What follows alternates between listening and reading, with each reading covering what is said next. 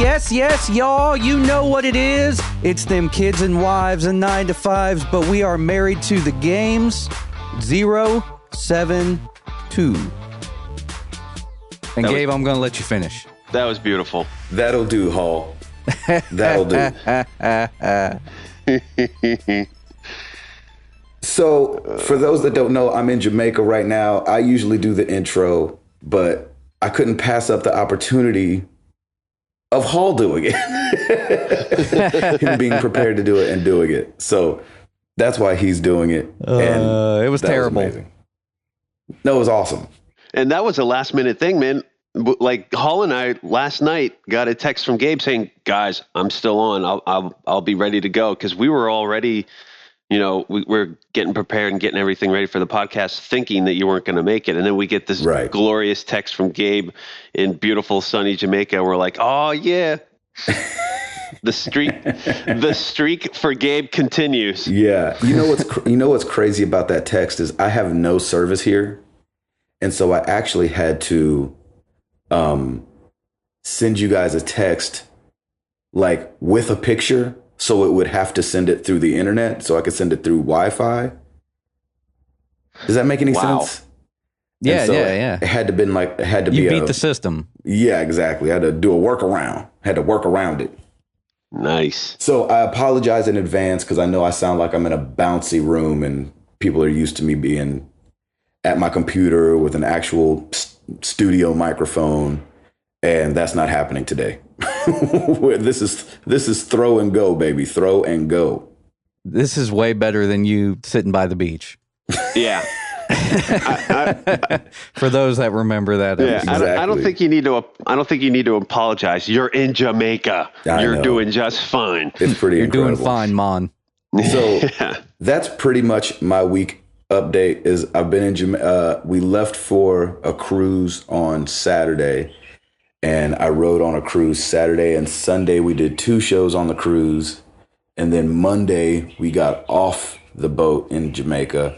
And I've been in Jamaica Monday, Tuesday. Today's Wednesday. I come back Friday. Wow. It's our first time. Well, it's not our first, but it's Jenny's first time away from Amara. How's she holding up? One night. She's doing well. Jamaica helps you forget. If we were in the frozen tundras of the Arctic, she might be crying more often. But you mean Nashville? Yeah. Exactly. But it's been awesome. We've gotten to FaceTime with her every day. And she's been very smiley and very, the people that she's staying with are like, "Oh, she's been awesome. She's been taking her naps. She's been going to bed at night with no fuss." So it's everything a parent could ask for. So that's amazing. Did she call you guys up and she was like, "It's stupid cold"? I did teach her to say that. Because it is. Because it is stupid cold, man. It's like 8 degrees out right now. Oh my gosh. I'm sorry. I won't even tell you what degree it is here. No, have you had nice weather though? Has it been nice? Yeah, it's been incredible. And yesterday was actually overcast, which was really nice because it just kind of calmed the sun down, because the sun's just beating. The Caribbean sun is just so harsh. Like, this is one of those places that rub it in. I know. Even black folks are like, "Can you pass the sunscreen real quick? Because I'm not trying to get burnt." So it's like that. And so but it's been really fun, man. They got jet skis here and a boat here. I mean, the place is I've never seen a place like this in real life. I've only seen it in magazines, the place we're staying. Like, that's it's so cool. Crazy nice. And so shout outs to Toby, my boss, Toby Mack, for having all of us out here. He's the freaking best guy for doing this. And he flew all the wives out, and he's paying for everything. And it's just incredible. And we feel so blessed to be here. So that's what we're doing, baby. We beaching. I meant to ask you, how was the cruise? You didn't have any storms like I did you? We had 0 storms. Yeah, no, the cruise was totally fine. It was just so quick because we got on there Saturday, got off Monday, and worked all day Sunday. So it was just really, really fast. But besides that, the cruise was great. Food was great, man. Okay, and it wasn't a Disney cruise or anything like that. We were on Carnival, but we made it. Good, man. No. That's awesome. Yeah, and Every time I think about Tim's experience, I think think Gilligan's Oh Island. my God! And guess what? I get to do it all over again in March too. Ugh. Ooh wee. Yeah, but hopefully it's not it's not hurricane season, thankfully. But you know what's gonna some weird El Nino thing's gonna happen. I'm sure when I'm on this boat and it's gonna just be rocking again like it was before. And Gabe and I are going to have pretty weather up in Nashville. That's right. Right. Right. That's right. So no games. No games played, or have you been? You brought your Vita. Have you been? Yeah, able I've been to on the play Vita a anything? little bit. I've been on the Vita a little bit, but not as much as you would I'm think. sure There's just Jenny's so much got to that do. locked down. I'm sure. Yeah. Oh yeah. It's under a combination lock. But actually, it's been really cool. When you're at a place like this, you don't think about playing games. Yeah. And so Yeah, I bet. there I are believe it. at night when it slows down, I'm like, I should play some Tearaway. But I haven't gotten around to it yet. And every time I went to pick it up and play it on the boat, something happened and I had to leave. Like there was probably 3 times that I picked up the Vita to play it and I was like, shoot, I gotta go. So that's what happened with that. Yeah. That's how it goes. Yes, sir. Router. What you been doing? Well, me? Router. Oh, me. Okay, sorry. You broke up for a second. It's that Jamaican sun's like breaking up the airwaves. 3 more people got on the internet here and it slowed me down. There you go. Making me confused, Gabe. Making me confused. Man, okay, so I survived the romper room that was my house last week with 3 4-year-olds and a 2-year-old running around. It was bananas, but we survived it. And then we all got sick, so it was amazing. So no way. They all perfect ending. Yep, they all left. When did they leave? They all left Friday morning. Friday during the day, we had to take Piper to the doctors because she had a double ear infection. And then I had to take she had another one. And then I had to take my dog to the vet because she had an ear infection. What? This is all on Friday. Monday comes around. Lauren sounds like death. She's got a really bad cold. And on Monday, I go in and I get a throat culture and I have strep throat and I got a penicillin shot in my rear. No way. So that's how the Router clan's rolling right now. Nice. It is insane. I'm fine now. Like my throat's way like it. When I was young, like I haven't had strep throat probably since junior high. Easily, I used to get strep throat quite a bit when I was younger, and it used to be that you would just take these pills over 10 days. Not anymore, Jack. They just were like, "Hey, we got this big old dosage of penicillin. We're going to shoot this in your butt, and you'll be fine." And they weren't kidding. Like within the next day, I felt amazing. Wow. So, It just hurt to sit for a few days. No, it's really not that bad. Like it feels like I've just been doing like Buns of Steel workout or something like that. Suzanne Summers DVDs. Like, yeah, like my left cheek is sorer than my right now, and I'm just like, did I do like Buns of Steel in my sleep? What did I do? So it was awesome. So yeah, we're all ill. So I did get to play some more Infamous 2, which is great. I'm certainly nearing the end, and I can't wait to finish it and see how it all ends. But yeah, just still doing all those side missions and then doing the main missions and having so much fun with it. So that's the sick Router clan in a nutshell. Getting ill. My goodness. I think for the first time in a long time, I think I played the most games. Wow. There we go. Nuts. That's what I'm talking about. Let's hear it. Played a lot of Mass Effect 3. Amen. That game, at first I was like a little bit disappointed with it. Like I was like, I like 2 better. But then as I'm playing it, I kind of like how they give you a lot more freedom.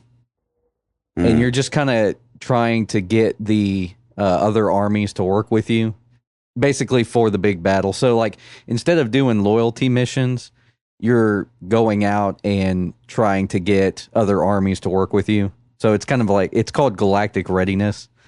And I know people already know this stuff. They've played the game probably. But for those who haven't. 3 years ago. I'm just kidding. Right. Yeah. Or 2 years ago or however long it was. Yeah.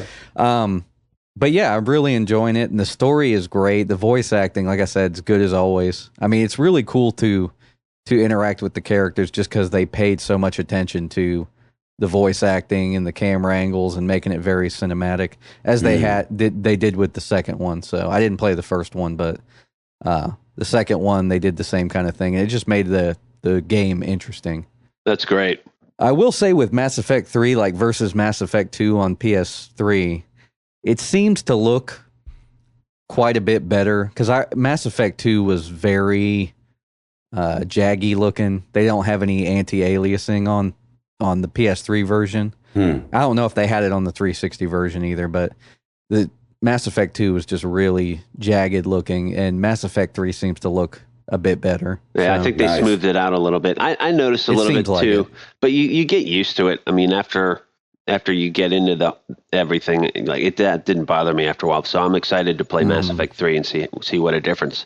Like, and that's the same for me. Like between Infamous and Infamous 2, you see a big difference on graphically too. Yeah, it looks like they just got better at it's just clean. It's more polished. It's Yeah, I think definitely. the money that they end up being able to put behind those games once the other ones do good, right, is, it definitely shows up. Yeah. And I know Mass Effect was already making money, but Mass Effect for its day looked really good. You know what I mean? For how much content there was. Sometimes you can get into these games that are like way long, and then the content drops off because they have to put so much in there. But I feel like Mass Effect, for being as long as it is, always looked really good for how much content they had to force in there. Yeah, and it seems like they kind of go the extra mile with the look of it for as little as the conversations matter. Like, like you'll get into conversations with people, and you'll really all you'll get out of it is just backstory. Like, it's not a required thing. So you're talking to these characters, and you don't even really have to stay there and talk to them, but they make it interesting, and they put enough time into it to make you want to go out and do these things. So I think it's pretty neat. Sure. For that. That makes sense. And that's what made me like 2 a lot. And in between Mass Effect 3 and Skyrim, because I did play a little bit more Skyrim. I knew it. I knew you still were hooked on that. I picked up the Game Boy Advance and played some Link's Awakening. Look at you. Good for you, man. Yep. Just started over from scratch on that one, and it's been a little while since I've played it, but that game really does hold up pretty well. Nice. And That's great. That game's at 93, so it's about a little over 20 years old at this point. So that's awesome. I think that's on the to bring this full circle, I think that's on the 3DS eShop as well. So might be for the DS shop or something. So, but yeah, still a lot of fun. And that game, like I said, it holds up really well. So it's worth playing. Sweet.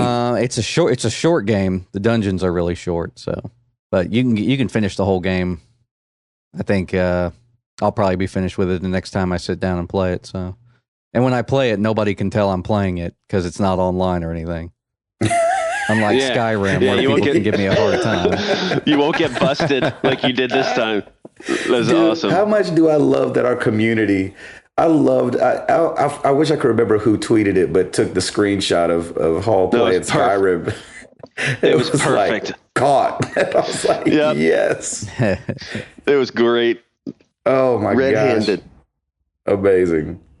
Playing Skyrim, I mentioned this, I think, on the forum. The Dawn Guard DLC adds the crossbow. Sweet. I collected some crossbow bolts as I was playing the game, so I had maybe like 40 of them. I got the crossbow and I was using it, really enjoying it, and then I ran out of arrows, and I was like, well, what do I do now? Because it doesn't use the traditional bow arrows. It uses its own form. And I was like, well, where do I get more ammo? I can't find it. And people were saying like, oh, you can buy it from vendors. And I was like, well, like I couldn't find any vendors that were selling it. Maybe I'm missing something. But I don't know. Using the crossbow is really fun. That's great. And I was thinking that the crossbow would be a one-handed weapon, but it's actually a two-handed weapon, which kind of sucks because it'd be cool if you could have it in one hand and then have your other weapon in the other hand. That would be cool. Yeah, but that would probably make the game too easy, I guess. Yeah. Too battle ready. Yeah. And then I downloaded Infinite for PS Plus. Nice. Yeah, you did. And I got the season pass. So I downloaded Burial at Sea episode 1 last night. Awesome. Oh, man, I cannot wait to hear how that is. Yeah, you have to tell us how it is. It's pretty awesome. I played, I think, 45 minutes to an hour of it, I think. Probably an hour. Oh, man, you have been getting down. Yeah, and it's a lot of fun. Like the first bit of it is more spectacle than anything. I don't even think you pick up your weapon till like 35 minutes in or something like that. Mm-hmm. But you're kind of it's very cool if you played the first game, I think. Because the first game, you're going through Rapture and this is like post kind of the fall of everything. So you're encountering enemies. It's not kept up. There's no like civilians really. Whereas with this is pre, the disaster. And so you're getting to see everything as it was before BioShock 1. So it's kind of a prequel. That's cool. How dope is that? And this isn't really like is this? I don't think it's a spoiler. Like you're walking through with Elizabeth from the actual game, and like if you'll encounter something, and she'll be like, "Oh, I know what that is," and he'll be like, "How do you know what that is?" Like, wow. But because she's from the first game, which took place much longer before. Right. He's like, how do you know about this stuff? It's really cool to see. Even if you played Infinite, so there's something there for everybody. That's cool, man. So it's really awesome. That's awesome. That's sick. I love that. Because for people that don't know, Infinite anyway took place in 1912, where the first BioShock took place in the 20s. Is that what it was? It took place in the 60s. Is it 60s? Yeah. And so just the Infinite universe is before before BioShock's universe. Yeah, and this DLC takes place in the 50s. And I think it's like 53. Oh wow! So and it's obviously I think you're playing Booker, and I think that's really cool because it's kind of like it feels sequel-ish, but it's still prequel-ish, which is kind of weird. Yeah, it's really really weird. Like kind of just racking your brain trying to put the pieces together and figure it all out. So it's awesome. I love that. I mean, it's more BioShock. It's the same combat style. The thing I always liked about BioShock is that they make you allocate your resources very stingily. So like if you encounter an enemy and you think you can take them out with melee, you're going to do that because you don't have that much ammo. Right. That's the thing I liked about the original BioShock too. So that's something that they've kept pretty much through the series is just to keep track of your resources and don't overuse things, and it forces you to use all of your things in your toolbox, all your tactics. Whereas when I'm running through playing Call of Duty or Battlefield, I mean I've got the same gun the whole time and I have no problem finding ammo. So exactly, yes, infinite. Yeah, infinite ammo, if you will. There you go. That's awesome. Well, let's get to this, people. Router. I'm on it.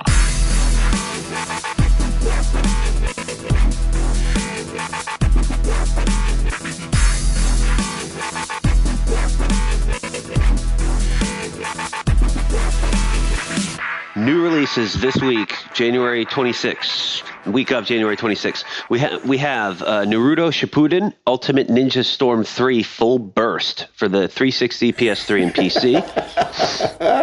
That's a mouthful. We're going to have to make Router play that game. No, thank you. No. On Twitter, somebody wrote in and they were like, make Router play Myst with no guide. Oh, gosh. Oh, God. I'll never leave the house. How about he just watches one of those little 3D things? Remember we used to watch as kids where it would have like the circular thing and you'd press the thing down and the next picture would come up and the next picture would come up. That's pretty much Myst. Yeah. That's awesome. It's like going through a web page. Oh, great. Okay. Basically, a series of web pages. Perfect. Sign me up. And it made me laugh because I was like, man, that is almost a segment we could do, like just playing games that we normally wouldn't play. Out of our comfort zone. Exactly. So I think we need to sit down with Naruto Shippuden and record it. Well, I'll do that, and then Gabe does Outlast, and then we need to figure out something for you to do. We'll figure it out. Hall will Resident do Evil. Just Dance. No, I actually play that. So He has to play Resident Evil. Oh, there you go. Resident Evil 6. Yep, have to play Resident Evil. Anywho, some more new releases. We have Tomb Raider, the definitive edition, comes out for the PS4 and the Xbox One. I didn't know that was coming that soon. Yeah, I mean, Me neither. They kind of twisted that around. And then on top of that, they're also doing Tomb Raider's Game of the Year edition for the PS3 and 360. So that's coming out this week as well. And then we have, I think this is a DLC for Call of Duty Ghosts Onslaught. Yep. And that's for Xbox One and 360. And then for PC, PS3, and PS4, we have DC Universe Online War of the Light Part 1.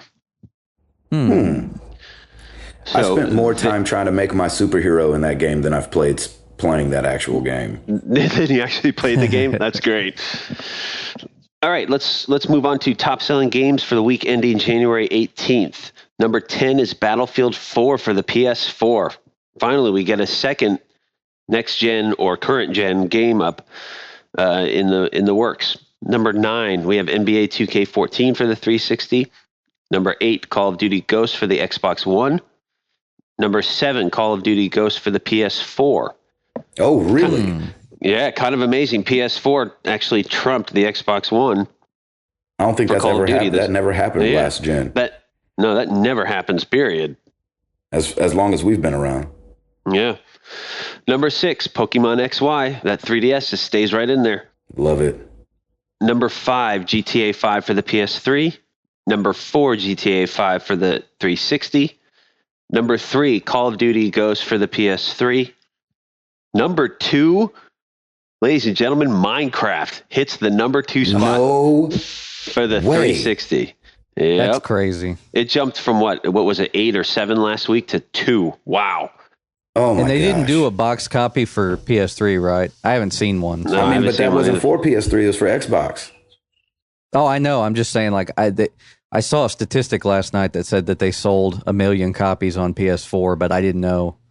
Or is it PS3? It was either PS3 or PS4. They haven't released it for PS4 yet. Right? I don't think they have. Yeah, I think it's PS. Yeah. I think it's PS3. It was 1 million copies sold on PS3, and I was thinking that was digital. It had to be digital. It would have had to be. It had to have been digital. And unfortunately, these charts don't account for digital, so this is all brick and mortar. But the number one game for the week ending January 18th would be Call of Duty Ghosts for the 360. Yeah. So Call of Duty has 4 titles out of the 10 spots. That is crazy. That's ridiculous. I mean, that's just a beast. That's expected, though. Yeah. He's like, number 9, Call of Duty Ghosts for the ColecoVision. Exactly. There you go. Just whatever they release it on. It sells a bunch of copies. That's incredible. Yeah. Now that you say that, I would like to see like a demake of that game, like where they put it on Genesis or something. Be awesome. They did a couple of first-person shooters on Genesis, and they were just terrible. I bet. Yeah, and of course they did buttons. Doom on Super Nintendo soon. So yeah, exactly. Paul, give us something, brother. I read this story about Microsoft wanting to bring something like 1 versus 100 to Xbox One. Oh, I thought this was a really cool thing. I mean, they're right now with software, like with both next-gen consoles, you know, they're in the plight right now of not having a lot of software, not having necessarily a lot of releases coming very soon. I mean, we've got Titanfall coming on Xbox One, of course. If you guys don't remember, I mean, I know you guys don't have Xboxes, but with 360, they had 1 versus 100. So you would turn on your Xbox 360 and you'd see it on the dashboard. So if a live game was in process or progress, you could jump into the game. And it was really, I wondered why they took it away because I had so much fun with it. Basically, you would get in there and it would be like they would pick out one person that was in the lobby at that time, and then that they would verse all the rest of the people who were logged in to Xbox Live and playing the game. Nice. So for those that don't remember, you would turn on your Xbox, and if you were on during game time, I think it was like 7 to 9 p.m. or something, you could get into the live game, and it was just really cool because it was kind of like just a live event every time you turned on your 360 at night to play. Mm-hmm. And it was just kind of this thing that you could log in and play with all of these other players. I think that they need something like that on Xbox One, especially because of the multitasking. So right. Yeah, of course. Well, because like playing 1 versus 100, like there were times where you would have to wait on stuff. And with the Xbox One, you could have, if you've got your cable hooked up, you could have your TV playing in, one tab and then have the game playing in the next tab. So you could be like back and forth or have the TV up while you're playing, like picture in picture kind of thing. This would have been a really cool thing to launch the Xbox One with. Yeah. And that's very true. And it doesn't have to be 1 versus 100. It could be anything. They could partner with any game show and do something like that. Or maybe they do like, I don't know, Jeopardy, where you get into lobbies with people, or Wheel of Fortune, baby. Bring it. Wheel of Fortune. Exactly. I mean, there's a reason that Wheel of Fortune comes on in that prime time spot. It's because that's typically when people have their TVs on. Yep. Yeah. So, like, if you have your Xbox One on around that time and they're doing a live game, I mean, that was the most fun I think I had on the 360, just because, like I said, it was a community experience. It was very fun to use. And I was kind of sad to see it go. So, well, hopefully they bring it back for you. Yeah. So PlayStation Now, which has been a big deal, obviously PlayStation's new streaming service, they've sent out their first round of invites for the beta. And people have been posting on Twitter and all over the place the screenshots of them getting invites to join PlayStation Now beta. And I want to get one. Yeah. I was just going to say, how do we get that? Can we get that somehow? Seriously. So according to the invite, the participants must have a PS3 and broadband connection. And what I'm guessing is they wouldn't send invites to people that they didn't have the data on already having that thing. Oh, sure. Yeah. That's a select list, I'm sure, of people that they know would be able to handle it or have the bandwidth to handle it, and then, and are probably solid gamers anyway and know their way around. Exactly. So if anybody got an invite, let us know how it is. We would love to hear how it is, because none of us got an invite yet. Did you guys even sign up for and register for it? I forgot to. No, I didn't do that yet. See, y'all are some busters, man. Golly, I'm just kidding. I know. I signed up for it, so 1 out of 3 maybe might get it. Probably not. Well, it's coming soon anyway, right? The summer. Yeah, it's supposed to be before summer, around summer or something like that. Yeah, I can wait. I don't want to be a guinea pig. I can wait. I want to be a guinea pig. I kind of want to be a guinea pig too, man. I want to check it out. Hall, give us something else. The Elder Scrolls Online, coming soon. Will not require PlayStation Plus to play on PS4, but will require Xbox Live to play on Xbox One. Huh. Interesting, right? Yeah, I don't get that. Why would they do that for one console and not the other? I don't really know. It's kind of weird because I would think at this point the percentage of people that have PS Plus versus Xbox Live is probably.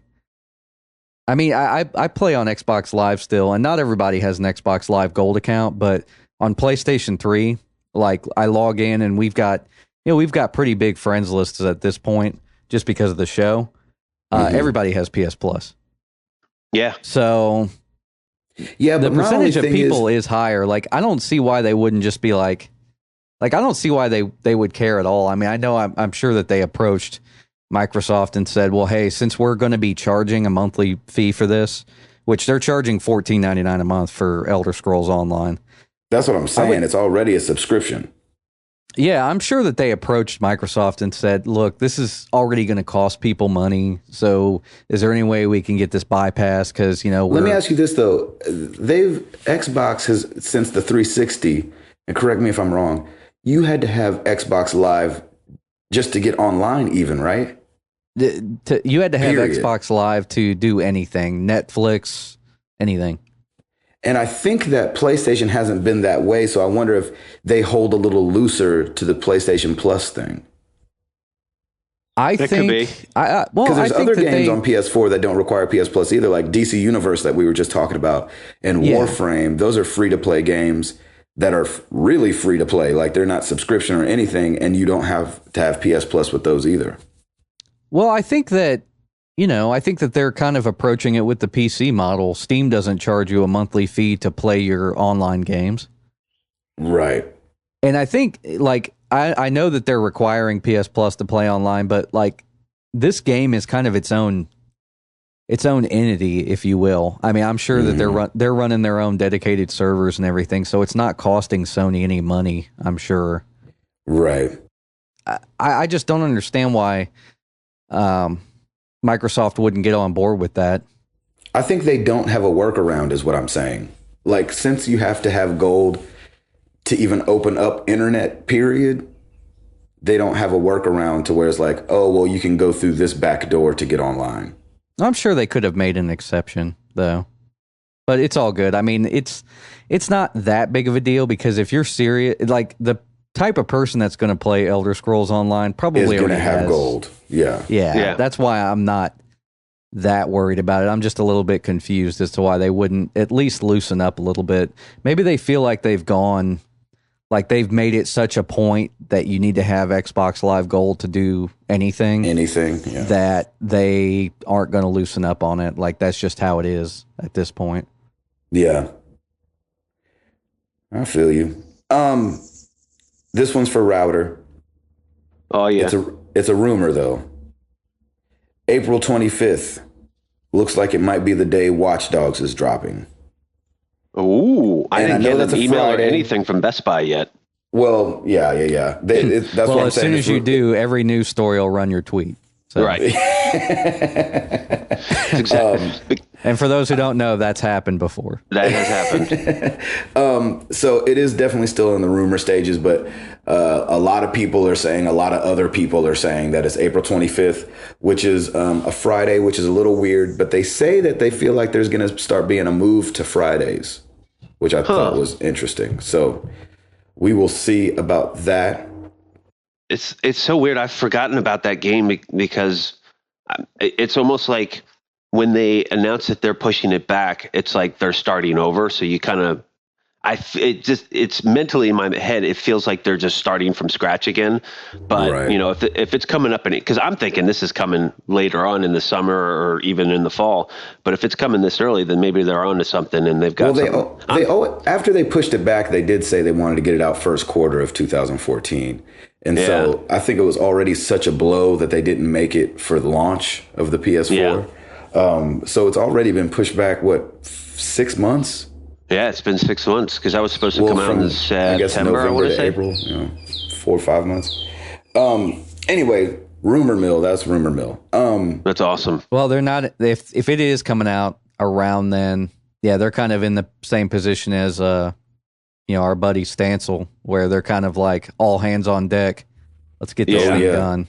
Oh yeah, they've got to get that. They've got to get their scramble on right about now. Sure. But I'm certainly excited. I'm still excited for that game. I'm a little nervous because of the pushback, but I'm just happy that they made that decision rather than put out a crappy product. And you said you've already paid yours completely off, right? Well, I paid for the PS3 version up front, but I'm going to turn in an upgrade to the PS4 version. So exactly right. But yeah, it's already paid for. I just need to wait for them to tell me when it is and get my email and go from there. Sweet. Google released a 27-second video showing 5 really simple games being played through Google Glass. And they're really, really simple looking games. But Was it Pong? no, but it was like balance these blocks on your head or swipe this stuff kind of like, what was it, Fruit Swipe or whatever that game was called. Fruit Ninja. Fruit Ninja. Fruit Ninja. And Fruit Swipe. Fruit Swipe. I couldn't exactly remember. Nice. What it was. And so, listen, I think Google Glass is going to be a really cool thing. I don't know if it's going to be the platform for games. Do you know how ridiculous these people are going to look, like staring off into, everybody's going to be pulling a Stevie Wonder, like just kind of bobbing back and forth, you know what I'm saying? And people will be like, what is this guy doing on the subway, swiping his hand in front of his face a bunch of times? But I know. Is there a bee in the subway? What's going on? Exactly. And so Wait till the they get videos, to Google Contact Lens. It's going to be even worse. That's right. exactly. So the video is called Mini Games for Glass. So go check it out. It's only 27 seconds long, but it kind of gives you a feeling of what they're wanting to do. And if it's not, I just wish it was a little bit more of augmented reality than it was stare up at this square and swipe at these things. I'm sure Yeah, they're going to figure that stuff out, but Yeah. I, for one, don't want this stuff. Yeah, I'm not too impressed. The only thing that I would say, I don't think Google Glass is going to be a platform for games. Because I think Oculus Rift is going to blow it out of the water. Oh, of course. So like that's going to be your number one. If you like that kind of style of gaming, that's going to be where you're going to go. You're not going to go to Google Glass. And if you're already going to look stupid wearing something on your head, Right. it might as well be Oculus Rift. It might as well be Oculus. You might as well look like the Terminator and call it a day. Oh my gosh. Freaking RoboCop. That's right. Nice. Yeah, the reason, like, I mean, like people playing games on like, subways and stuff like that, like the reason I don't want to see this stuff on glass is because people are already like becoming socially inept because of smartphones. I don't want to see that get even worse. You're right. Yeah. You are absolutely right. So true. That's funny. Hall, you have something else? PS1 and PS2 games are coming to the PS4. Wow. I can't believe it. Outside of Gaikai. This is crazy. Yeah, this is basically, I mean, the PS4 is kind of off the shelf hardware. So really, I mean, it should be even easier to make emulators for the PS4 than it was for the PS3. I mean, if you think about it, actual PS2 compatibility took a long time on the PS3. I know that they had like that 180 gig model that had some kind of software emulation on it. But they didn't start releasing PS2 classics until, a couple years ago for the PS3. And the PS4, theoretically, since it's closer to being an actual PC, it should be easier to make a PS2 emulator for. Yeah. So this I'm not surprised about, but I am glad that they're bringing native PS1, PS2 backwards compatibility. And who knows, maybe we'll even see native PS3 compatibility eventually. I know that kind of puts a damper on their PlayStation Now thing, but I wonder if they'll do it. Well, and they're saying there might be a bump in graphics, which I don't know what that means. There always has been, like with PS1 or the PS2, when it came out, you had this option of kind of like a little bit of a smoothing or scaling type of thing That's for what I PS1 figured. games. Mhm. So I'm not surprised about that at all. Yeah, that's awesome. I don't know exactly what that's going to look like. That's still very far out too, right? Yeah, from what I can see, it's still a little ways out. I don't know anybody who's rushing out to get a PS4 to play their PS2 games, so I don't think that's a big deal. Yeah, it's more of a value added, right? It's not. It is. I need to have this because it's PS2. So I think, but that's great that they're at least offering that. Yeah, I would like to be able to, if when I do decide to get a PS4. Like, I would like to be able to know that I already have a back catalog that I've bought. Because I bought like 6 or 7 PS1 classics. It'd just be cool to know that I still have those games moving over. Exactly. I mean, if they were to get PS3 compatibility into the PS4, then I'm assuming that you'd be able to bring over your digital purchases from PS3. So, Which would be amazing. Yeah, that would be pretty awesome, just because of all the games that they've given away with Plus. So Exactly. It's weird though that they're doing it. Like, I don't understand what the difference between and this is just my ignorance speaking, but what's the difference between emulation and the fact that I can already play? Is it just that it's coming to the PS4, not saying that it's something new to the PS4? Like how you can already buy all the classics and everything like that? Is that the exact same thing that they're talking about doing just with the PS4? What you mean, like buying PS1 classics through the PS3 store? Right. I would assume so. I mean, if they make it backwards compatible, I don't know if they're going to make you re-buy those games, but I would think that they would just come over to the PS4. Okay. I would think so because Sony has been very apologetic this generation. Like they've been doing things to bring those gamers back that left them. Mm-hmm. I mean, that's the way I see it anyway. I mean, especially with not requiring, PlayStation Plus to do Netflix and all that other stuff that the PS4 does. PS4 has Netflix, right? Yes. Well, at least on the PS3, like it doesn't have PS3, YouTube yet, though. I don't think that's the no, it doesn't that's have the thing we YouTube. were missing. Yeah. We don't have YouTube yet, which is weird. Mm-hmm. I mean, you can tell that Sony's been very apologetic this generation with the steps that they have taken to kind of make up for what they did with the PS3. Because coming out the gate, they came out really arrogant, saying like, "Oh, well, you're just going to buy it anyway," and etc., and not listening to the customer. They're doing much more to listen to the customer at this point, I feel. So I feel if they get this backwards compatibility working on PS4, I would think that your purchases that you made during the PS3 era would come over. I would think. I hope so. I could be wrong. Especially since I wonder if this is their Band-Aid for the whole Gaikai thing. Like, hey, we know that we said that, your previous purchases won't work through Gaikai. You'll have to, whatever the subscription ends up being with Gaikai, you'll have to pay that on top of. So I wonder if this is kind of that Band-Aid for that. I honestly think that they should have just bypassed all of that and said, yes, you can play your stuff through Gaikai. Because now this, even though this is kind of cool to have native backwards compatibility, it kind of steps on what Gaikai is doing.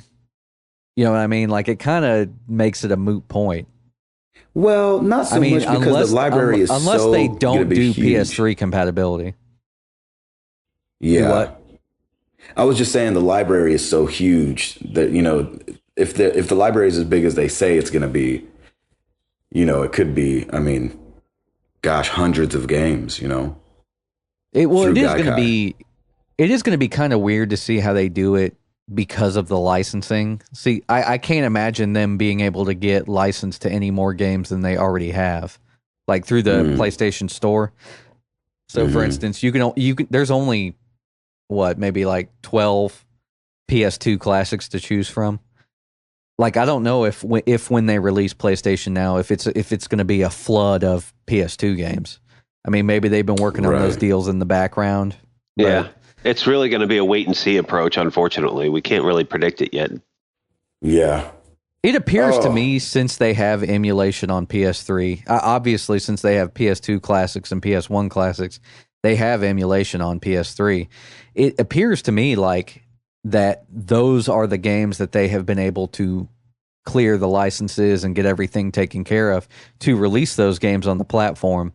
So I don't know if, like I said, through PlayStation Now, they are going out and getting different deals or more deals. So I guess time will just tell. So, one more thing before we hit the questions. Titanfall is getting an open beta coming very soon. So keep your ears to the ground. We think it's going to be around Valentine's Day. Oh, wow. So that's very soon. Obviously, it comes out March 11th, so it's not like it's so far off. But for my Xbox One people and my PC people like myself, I'm definitely going to be keeping my ear to the ground. The beta will only be for Xbox One and PC, but obviously the game on March 11th will be coming out for the 360, the Xbox One, and the PC. Windows PC. Man, if they do that on Valentine's Day, there's going to be a lot of lonely girls that day. One less lonely girl. the poor things are just going to be sitting there while their boyfriends are just be like, I got to do this. I got to play some Titanfall. Oh my gosh, that is so funny. That'll be hilarious. Gabe, does your PC have enough power under the hood, you think? It'll probably have enough power for me to turn the settings down and play it. It's just going to look like one big blurry mess. Yeah, it's just going to be it's going to be Minecraft. It'll be Minecraft for sure. That's great. Hall, you got anything else? No, let's get into these questions. No, man, you got to give away a game. Oh, duh. You're the host. You're the host today. I know. I prepared for this last night. You know, if you weren't on here, thank goodness you're on here, because I probably would have forgotten, and Tim and I would have done the entire show. And then at the very end, we would have been like, "Oh yeah, and so and so." Oh, and by the way, as the music comes in, oh, and by the way, so and so won. Bye. Nah, man, we would have held it down, Hall.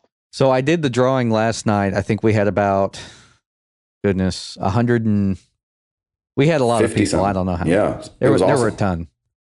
It was a ton for us. Yeah. Definitely. And I went ahead and took care of the drawing because we didn't know if Gabe was going to be on. He just gave us a random message last night. He's like, "Oh, I'm going to do it." We're like, "Oh, awesome." We'll make that work. Anyway, our winner is Jeff Porter at White G Shepherd. I think it's Shepherd, yeah. White G Shepherd on Twitter. His Twitter description is just a random gamer. I love it. Perfect. I like that. So if you're listening to the show, go ahead and shoot us a tweet or shoot us a message and let us know your address, and we will get that out to you. That's awesome. And I can't believe it. Gosh, I'm so bad at being a host. And that giveaway is sponsored by The Score. It's our local game shop here, Franklin, Tennessee, and they are at Score Online on Twitter. And I think on the web, they are thescoreonline.com. That's correct, Gabe? Yeah. Okay. Yeah, I'm a terrible host. No, you're doing They're just also facebook.com/thescoreonline. That's as right. well. Yeah. Those are really great guys. If you're ever in the Nashville area, pay them a visit. They're a little bit south of downtown. And if you're going to pay them a visit, you might as well tweet at us and we'll come meet up with you. And hang out exactly. Let's go kick it. That's right. We got to do we have to do a Tennessee meetup at some point. We really do. Because I know we got some Nashville gamers in the place. It's funny. Every time we go to a Nashville business, like, we're talking to them about the podcast and they're like, "Oh, cool. And then we're like, "Well, we don't have that many Nashville listeners." Yeah. But let me tell you something. Brazil, we got tons of listeners. Yeah, Brazil, we're good. That's awesome. You got Brazil on lockdown. That's hilarious. All right, let's do this, people. Gabe, you got you're losing valuable vacation time. So shall we? Yeah, Hall's got to sing the song before we can even do it. I'm waiting for somebody to sing it. Song. Yeah, let's Hall. Let's get into the questions. Oh, that was weak. That was weak. It's all right. I'll take it. I'll take it. So funny. That is all I am giving. So that's all. That's all you. That is all you got. All right. Well, let's get into this. I already had to do the yes, y'all. That honestly, I think my energy dropped about 50% after that. Oh, that's good. And of course, Gabe brings it every week. I don't know. That's right. He always brings it. Man.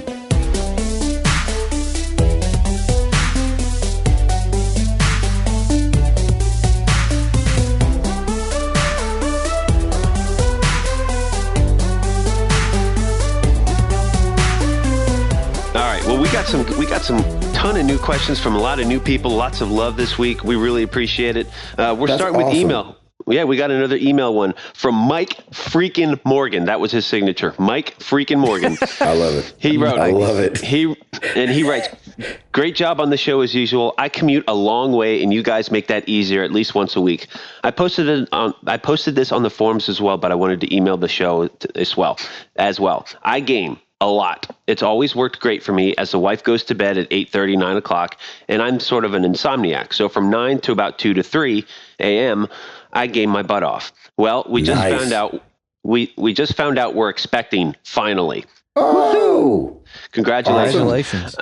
This is great because we've been trying for a few months. As I'm up tonight doing my thing, I realize that this gaming time I'm enjoying might get cut. or eliminated. So I guess the question is, how did having a newborn affect your gaming habits? Will I have to kick my longtime favorite hobby for a while until my little mini me starts to sleep through the night? Mike, man, congratulations. It is a beautiful thing. I'm so happy for you and your wife. So that's very, very cool. Definitely. That is awesome.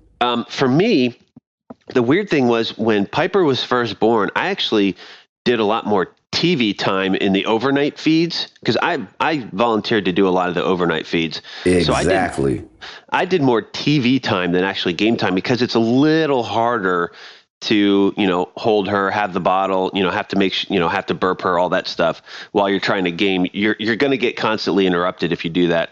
So, I mean, I got through seasons of Boardwalk Empire, Walking Dead, Game of Thrones. Like Piper watched a lot and she didn't even know it. So it was great. But I think it can be done. I think especially once you get into a rhythm, you're going to be able to find out when your gaming time is available. I found that out because I used to game a little bit more at night, and I found out that earlier morning was better for me. Gabe, feel free to speak into it. No, I was going to say if he's already a guy who likes to stay up late, that was kind of my thing was we did the whole like my wife breastfed, but then we would pump during the day so that I could do some of the feedings at night. And so I think that could work out for my man because if you're the insomniac in the house, she goes to bed, you guys have pumped a couple bottles or however you're going to do it. Maybe you're going to do straight formula. You stay up, feed the baby in 2-hour intervals at first or whatever, however long the baby will sleep and just be gaming in between. Yeah, that's very true. So I think it's not that it's going to be eliminated. It's just going to be different. Yeah, I agree. That's great. Well, when I had a new dog, there you go. Dude, but congratulations. I know what that finally means. And I feel that we've had a lot of friends that have gone through that. And so, man, big ups to you and your wife, man, or you and your girlfriend. Congratulations. Yeah, that's awesome. It's awesome. Yep. And then we got another email from our Brazilian boy, Lucas Swisher. Nice. He writes, Bom dia, which is Portuguese for good morning, to my boys in Nashville. Hope you guys are surviving the cold, snowy winter up north. My family and I are sweating it out down here in Brazil and enjoying our summer. Stop bragging. I know. They said not to brag or anything. He said, this past week I started AC3 and have been liking it so far. I even can tolerate Connor. So my question is, do you guys believe that secret societies similar to the Templars and Assassins really exist in the world today, operating within various governments and pulling the strings in world events? And then he said, bonus question for Router. If the superhero Tiger Claw had to choose a side, would it be the Assassins or Templars? Or Templars? I would think Tiger Claw would be an assassin. I mean, he can't not. You have a name like that, and he'd have to be an assassin, right? I'm saying. I don't know. That picture that Ed sent us, the one that he drew. I don't know, man. I guess it could go. If I were a Templar, the picture Ed drew more looked like the Tiger Claw was the guy that went and got the Templars water. Right. Exactly. We're gonna have to find that and retweet it. Yeah, we have to. So funny. It was so great, Ed. Thank you. If Tiger Claw was a Templar, it would have to be like Sir Tiger Claw or like or Tiger Claw the Third, because the Templars' names always seem to be more regal or more royal. I think Tiger Claw is just more down dirty, like assassin style. I don't know. I could be wrong. But I'm with you. To answer your question about secret societies, I think so. And look at Navy SEALs and Special Forces. Like, there's a lot of behind the scenes stuff that's going on that we don't know about, and it's probably best that we don't know about it. Exactly. I am perfectly fine not knowing what's going on, and as long as everybody's safe and just doing what they're doing, I'm perfectly fine with that. And if there is, that's pretty stinking cool. And well, depends on how you look at it, I guess. I think it's all about the perspective. It depends. If the Templars, if we have a secret society trying to take over the world, I'm going to be a little bit more alarmed. But but we'll see. But I'm glad you're liking AC3. I hope you continue to like AC3. If you can tolerate Connor, I think you're well on your way. So congratulations. Yeah, you've set the bar so low, Router. Yeah, maybe, but that's what I always like to do that. I always like to do that for a lot of things, is set the bar low, because then, if you like it, then you're surprised. Exactly. Exactly. Yeah, oh, I hope this feed doesn't get pulled down. No.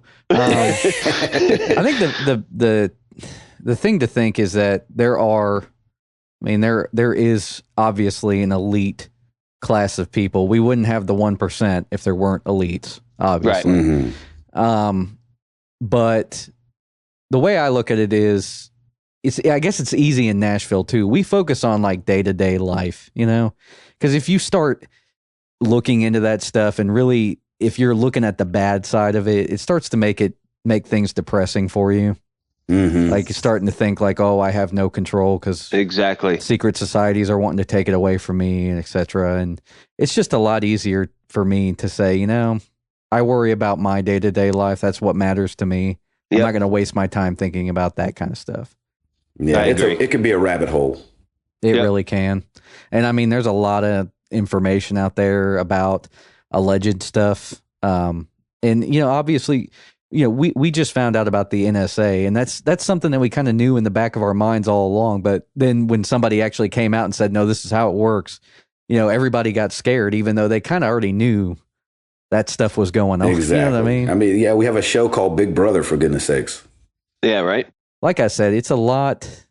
It makes life, depressing when you start to really go down that rabbit hole and investigate that stuff for yourself. And honestly, that's why I don't like to watch the news a lot, because a lot of it is just so depressing. And I'm just like, yes, it's horrible that these things happen, and maybe I should be a little bit more educated about what's going on. But it just, I got to worry about my day-to-day stuff first. Exactly. I got to take care of my family, and I got to do what's right. And, everything else, is just kind of by the wayside. Yeah. Good question. Yeah, that was a great question. Sure. Thank you, Luke. Okay, we've got a ton on Twitter, so let's start blowing through these. We've got at Ston362. Should we get Metal Gear Solid 5 Ground Zero, or just wait for the Phantom Pain? And how much content will be in Ground Zero? Did any of you guys play Metal Gear? I started and then fell off early. I think I played the first two. Which one? I think I played the first two, and that was it. Okay. Yeah, I'm kind of in the same boat. I didn't play 3 or 4, so I don't know what to say. But Ground Zeroes looks awesome.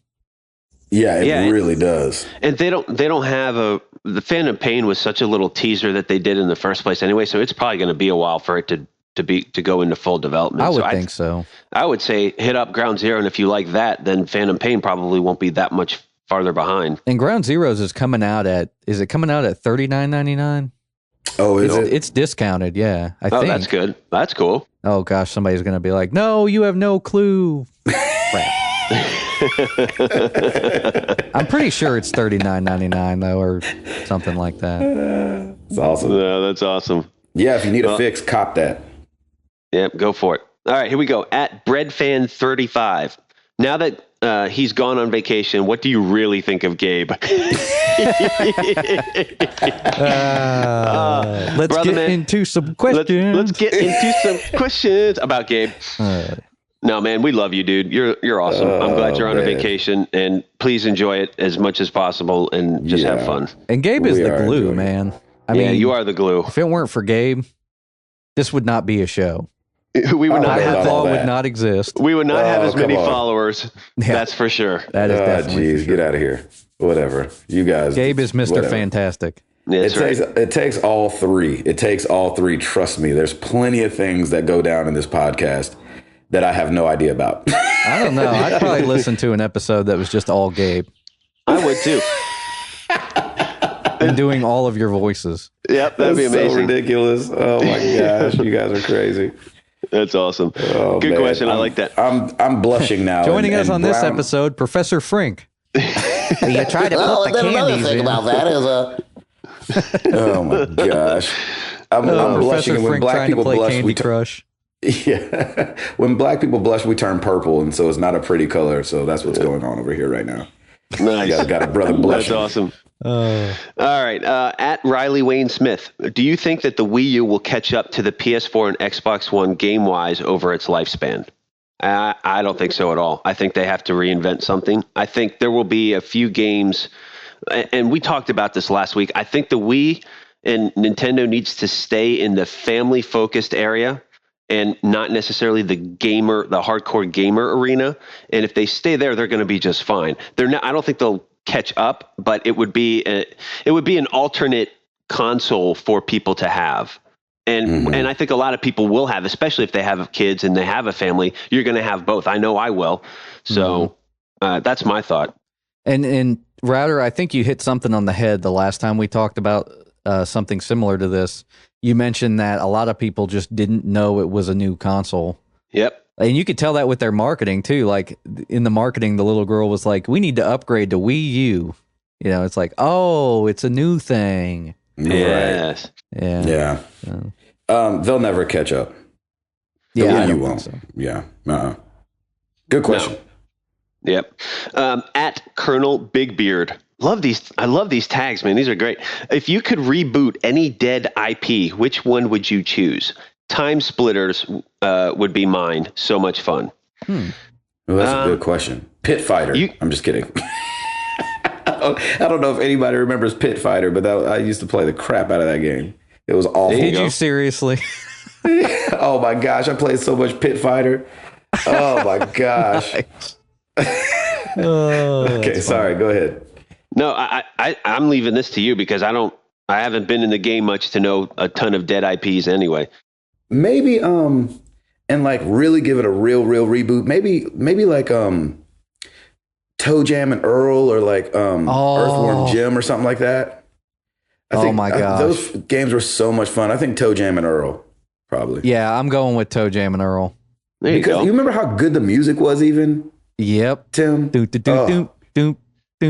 So good. Yep. Here's Such another a good game.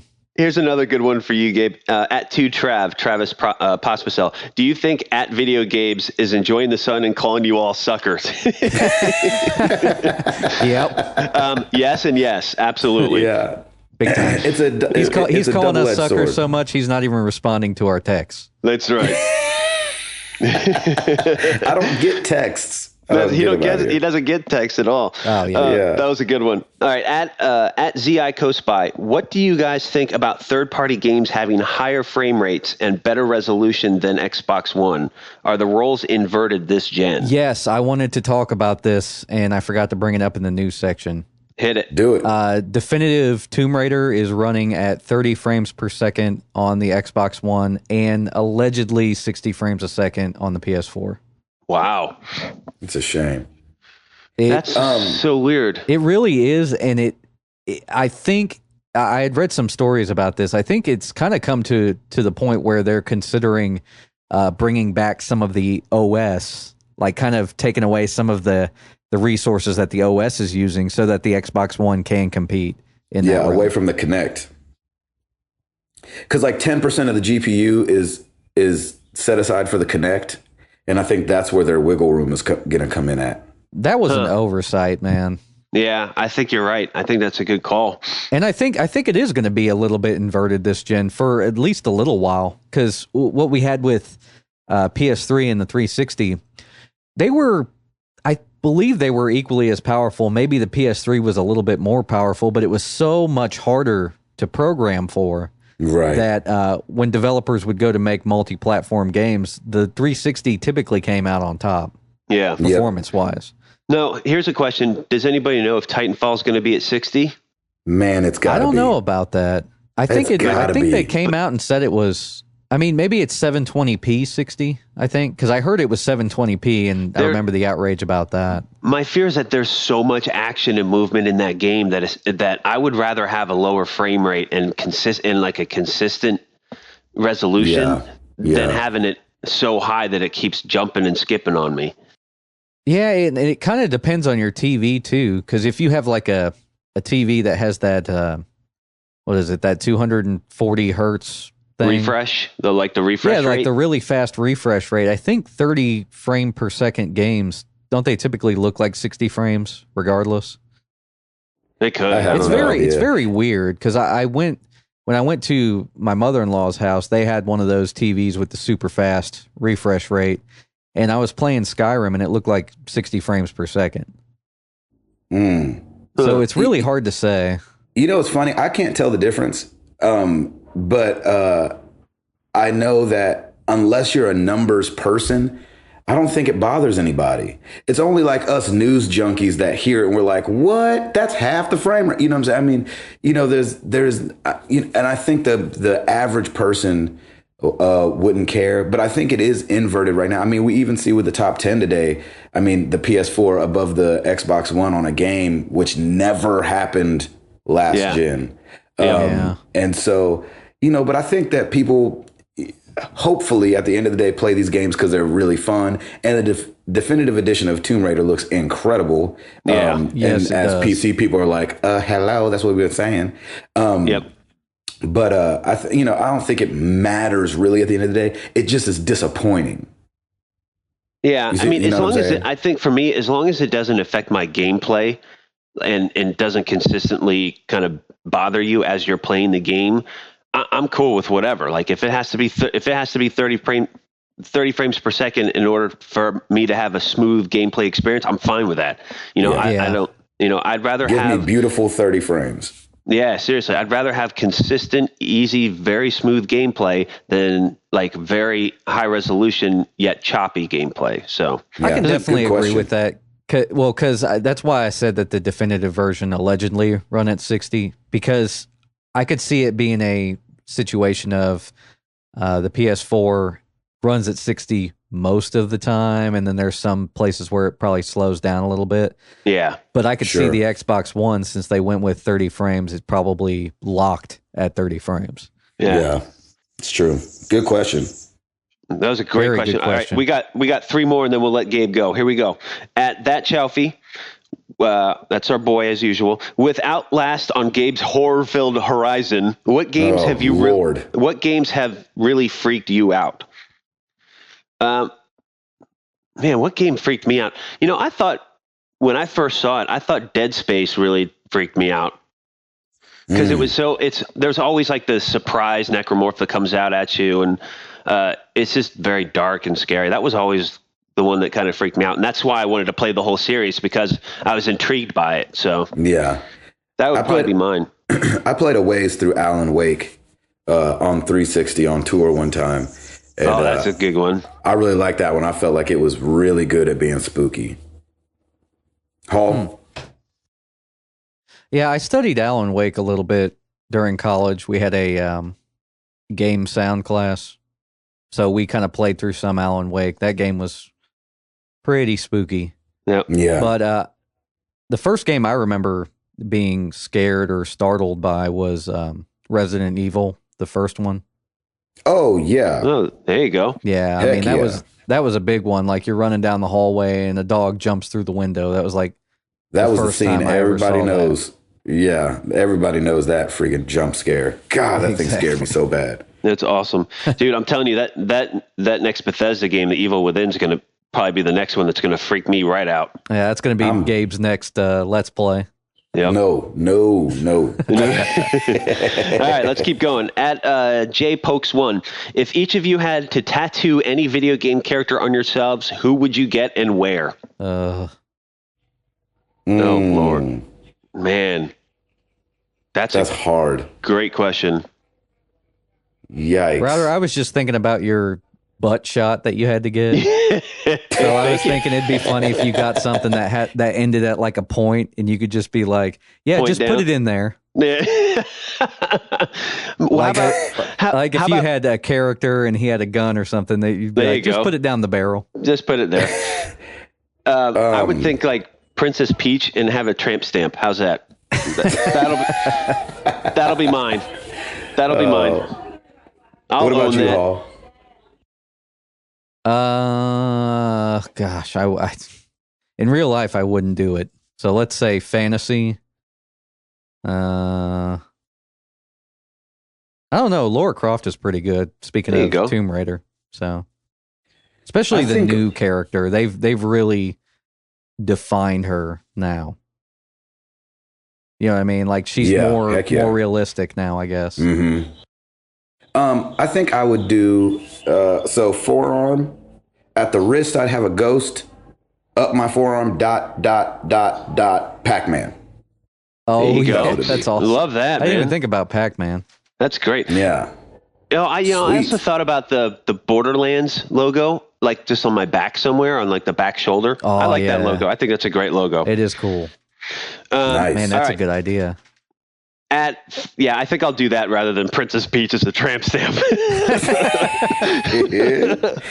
Oh my gosh. That's a little bit more manly because my man card would have been revoked if I held that one. All right, anyway. Let's just all agree to get Yoshis. We'll just get different colored We'll Yoshis. get all Yoshis. Okay, that There sounds you go. good. All right, final question at Marvel Zombie 616. Lightning round. Number 1, character you played as in Borderlands games. Well, Gabe, if you would play Borderlands, you would know. Yeah, sorry. I was Commando. Who you were Commando in the first one too, or was Yeah, I did Commando and then Roland. Yeah, and then Roland in the second. No, Roland is in the first one. Oh, I did the same thing. So yeah, whichever. I was gonna say Roland in 1, and then whoever the guy's name was in 2. Yeah, I what was can't his remember name? his name. What was his name? I can't remember. Yeah, so That's how memorable the characters are. No. Yeah. No. Okay, number 2, Double Dragon or Bad Dudes? Bad Dudes. Double Dragon. I'd go Double Dragon. Yeah, I know, but Bad Double Dudes Dragons had so many Bad Dudes games was where like you were terrible. like, yeah, Bad Dudes is terrible, but Bad Dudes didn't have like 8 games. Double Dragons had like 8 games now, and not all of them are good. Yeah, that's for sure. I'm a Bad Dudes guy. I like Bad dudes knew when to quit. Yeah, exactly. They were like, That's hey, right. this sucks. All right, number 3 was bagel or toast? Bagel. Yeah, I'm thinking toasted bagel. Depends on the brand. Yeah, I'm with you there. Yeah, bagel. All right, that's good. Man, that's it. Thanks for all the questions, guys. We got some new bloods in, and we got a lot of fun stuff, and we love hearing from you every week. So feel free to keep doing it, and that's it. All right, here's my third attempt to be Gabe. Yep. You know where to find us. Facebook.com/married to the games. Twitter.com/MTTGcast. That down. Yeah, he's got that. Like even how the cadence and the rhythm is hilarious. I know it's so weird. It's like he's more. It's not more familiar until I hear it back. Oh. Yeah, it's more professional. Like, yeah, it's awesome. Keep going, man. Sorry. I'm not good at this at all. You can find us on iTunes, Stitcher, and wherever podcasts are sold. There you go. Please We're leave us a kid-tested and review. mother approved. Please leave us a review on iTunes or Stitcher. That helps us in very strange ways that the secret societies don't tell us about, but that the Templars don't tell us about. the Templars don't tell us about. But and also you can find us at marriedtothegames.com and marriedtothegames.com/forum. We've got, I think, 300 people now over on the forum. Discussions going on every day. We've got a deal section where you can post some stuff, or we'll post some stuff. Best Buy had a really crazy deal over the weekend. They had like a buy 2 get 1, and it was messed up, so it was buy 1 get 2. No That's way. awesome. So I bought a ton of games that I'll probably never play. So Awesome. Great. great. That works. Hey, do we have a question for the week Yeah, hold for it. them? I have one. Go there for you it, go. man. I don't have I one. knew you wouldn't have one, so I got one. The question of the week Gosh, is: we're terrible hosts.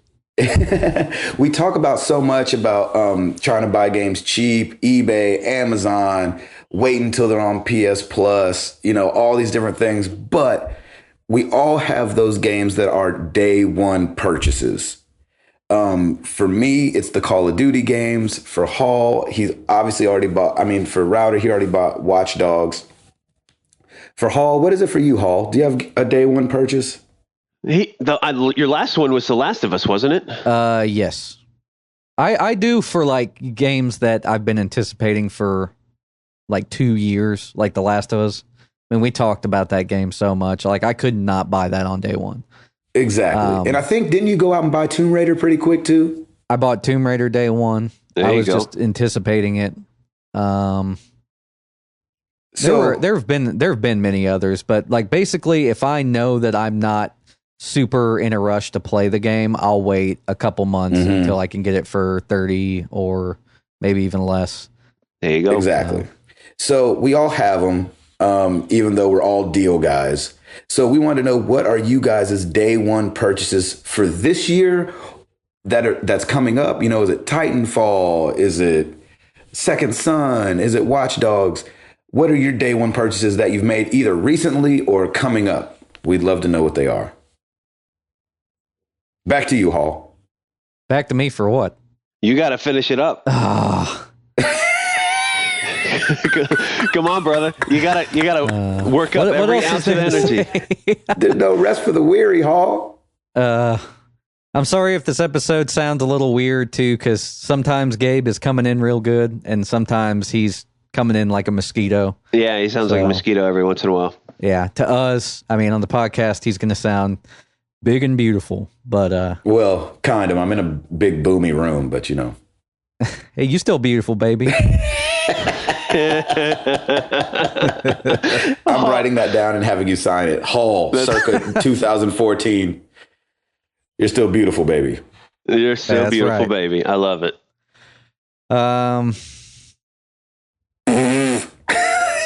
Hall, You want me? Paul, you want me to do? Do you want me to do it? Yes, do it. All right, all right. So for Gabe Patillo over in Jamaica, over there's Timothy Hall. I'm Tim Router. We are married to the games, and we up out this thing. Peace.